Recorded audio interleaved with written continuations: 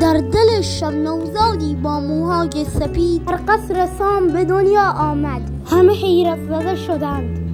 مادر با چشمانی اشکبار، پدر با قلبی سنگین و در دل اندوه تصمیمی سخت گرفتند. سام با دستانی لرزان و قلبی آکنده از شرم نوزاد سپید مویش را به مهر ستارگان و کوهستان سپرد. سیمرغ با آن دوستی عظیم و با شکوه نوزاد را نوازش کرد. پیکر کوچک و بیگناهش را با آن بالهایش گرفت. توی ارزشمندترین گوهر جهان را یافته است. سیمرغ او را در آغوش ابرها می‌برد تا جهان را از بلندا ببیند.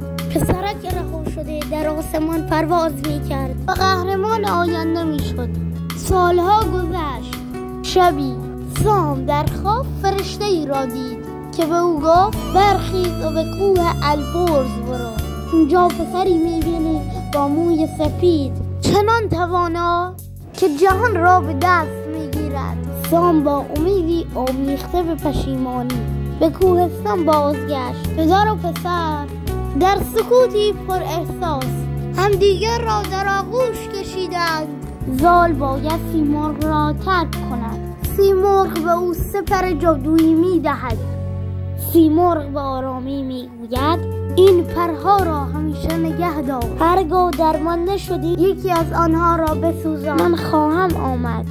سام و زال کوهستان را به خانه ترک کردند. هر بار که زال به عقب نگاه می‌کرد گویی آخرین بدرقه مادرانه سیمرغ را می‌دید.